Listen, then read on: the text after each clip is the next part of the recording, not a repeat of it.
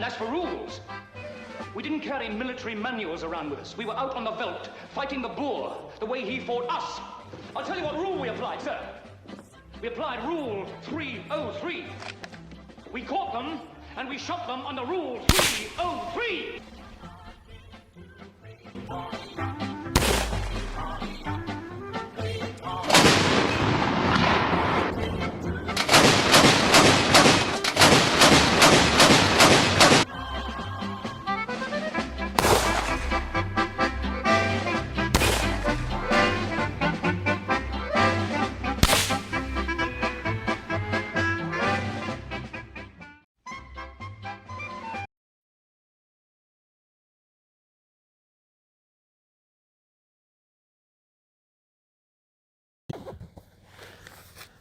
Letters from the front.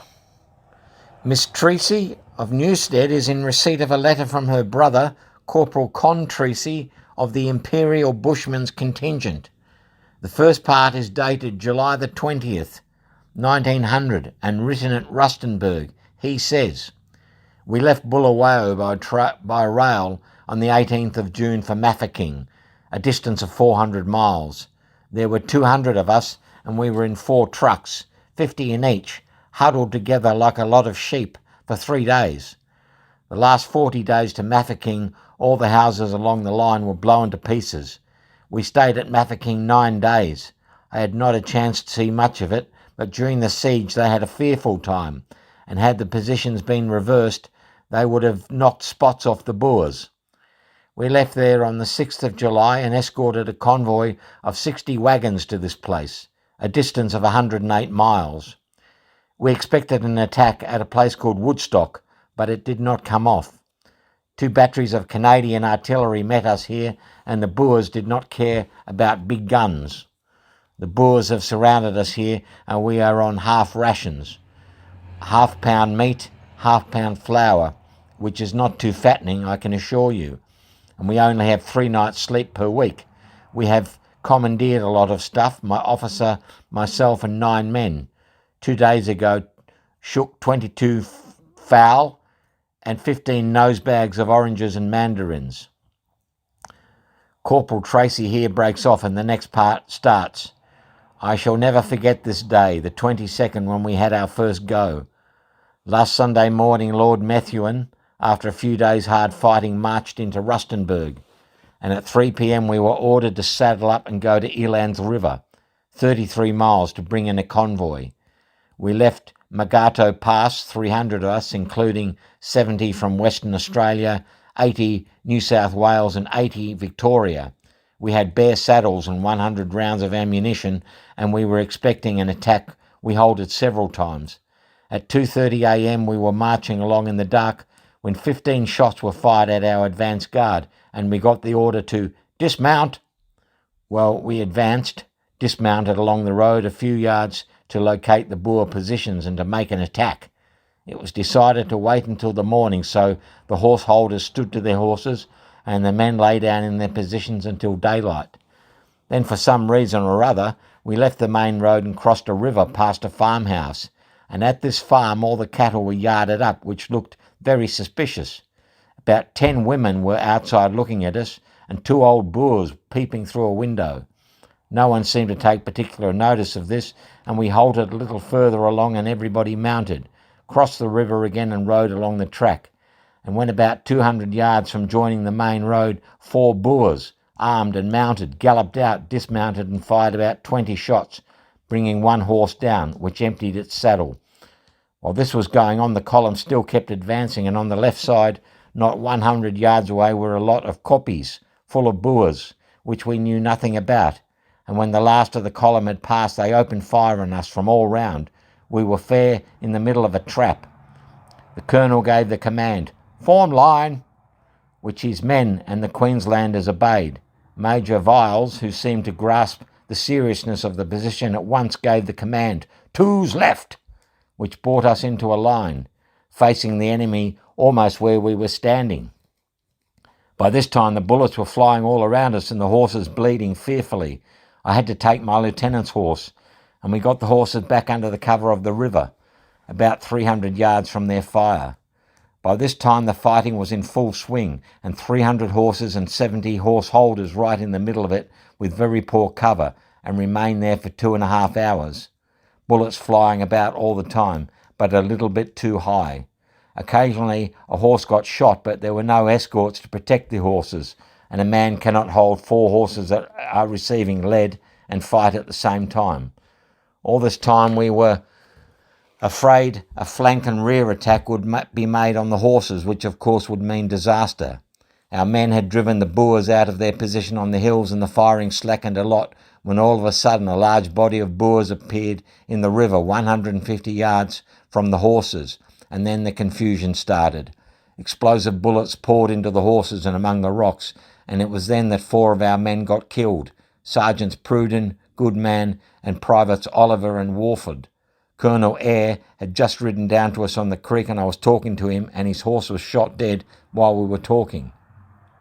He then said that the men in the front fighting line had run short of ammunition and were simply lying there. He did not know where the WA and Vic troops were, so you can imagine things were a bit mixed.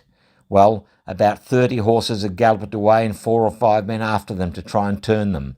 Then another string of about 60 galloped past, and a New South Wales fellow and myself mounted and went after them. After we had gone about 100 yards and the horse I was leading had dropped, we headed the horses but could not turn them. We were under fire all the time.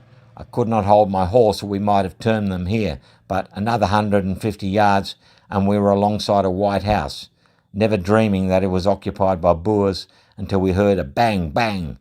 A little further away were Boers riding down in all directions, and it was here my horse got a bullet right through one leg and one through his neck. The New South Wales horse was hit in 4 places. I sang out to him to open out and sat down by my horse with the hooks. We were cut off from our right, and they were chasing us for 1.5 miles in the bush. Luckily, the wounds received by the horses were flesh wounds, or we would have been gone. With the help of God and our own smartness, we landed here, Eland's River, that night. We had 4 killed, 21 wounded, and lost 250 horses. These casualties would never have occurred had we not been surprised. I really believe that the Bushmen are the best troops that ever landed in South Africa, and Baden-Powell said so. They are as brave as lions and can ride straight and shoot straight. That is all he wants of them. During the first 2 hours of the attack, 2 men and myself had to cross the river, which was up to our waists, and silence the Boers on the other side after firing 34 rounds. Lance Corporal McClure has since died of his wounds, he having 6 bullet wounds, rather too much in one dose. There are still about 3,000 Boers around here, and it won't be long before we have another go. I hear the Queen has invited a certain percentage of colonial troops to visit London. All the fellows say I am a certainty to go. Remember me to my friends.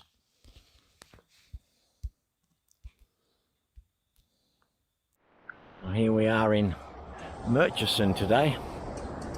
And if I remember correctly, Murchison is famous for 2 things. One, I think they had a meteorite strike once upon a time. And 2, just up the road that direction is a prisoner of war holding facility. Now on the way here we passed where the Italian prisoners of war were kept in the forest of Greytown, but the officers, German officers that were captured on submarines and in the war, and the Italian officers were housed in an grand old homestead, which is now a prison complex.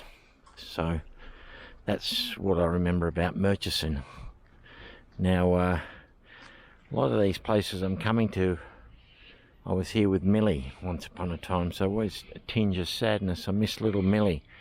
She was a great little travelling companion. Brian, me and Millie, often camping around this area or visiting, day trips. But anyway, enough melancholia. Let's get on to the Boer War Memorial, because we're Boer War buffs. So, oh, this is magnificent, isn't it? I remember it. There's that emblem again we saw in Talbot. The pith helmet and the sword, the scabbard. Beautiful, like a marble. Rendsburg, 1900. Now we know there are a lot of Australians in Rendsburg. Rendsburg's not too far from where I was living in South Africa back in the dark ages. In memory of Lieutenant James Charles Roberts of Murchison Detachment B Company, Victorian Mounted Rifles, mortally wounded in action at Rendsburg, South Africa, on the 12th of February 1900. Pro Dio et Patria. Bit of a carving over here. We've got the imperial crown. Very impressive. Plinth of local granite by the look of it. Now there used to be by this, looks like they used to have a chain around it. No longer any more chained off. They've actually extended the memorial for the World War II, World War I and the others. Now I believe there is also a plaque in the church for the Lieutenant Roberts. I don't know how much luck we're going to have getting into the church, but let's go and try. Stop recording. Now I've come to look for the plaque for, I'm still in Murchison. At this church is a plaque for James Watson. Served in the Boer War. I got excited for a moment because it looked like the door was open. Church of England. But I think my hopes are to be dashed because it's just a false entrance. Man. Oh, hang on. No. We might be lucky. Okay, looks open. Boy, that's lucky. Hello. Oh, this is gorgeous. Wow. Hello. Oh boy, are we lucky. This is the Church of England. And we have found it, folks. We are in for a treat. There we are. Tribute to the officers of the Victorian Mounted Rifles, non-commissioned officers and men, in the memory of Lieutenant J.C. Roberts Rushworth, who died at Rendsburg, South Africa, 13th of February 1900. Actually, there's two of them. That's a more modern one. Magnificent, but this is the original, folks. We are extremely lucky today. I did not think we'd be able to find this open, but they've done it for us. Lieutenant James Charles Roberts, killed in battle at Rendsburg, 12th of February 1900. At 27 years and 9 months. There's that magnificent marble. And he's noted as the Mounted Rifles. And there's that Victorian symbol with the crown. Pro de Patrice. Petri, any of you Latin talkers, maybe Leo, if you've subscribed, you'll be able to tell us what that means. This is a beautiful little church. So lucky that it's open. A few cracks, needs a bit of repair. Wow. Gee. The way the floor creaks. And thank you very much to the Church of England for being and doing this for us.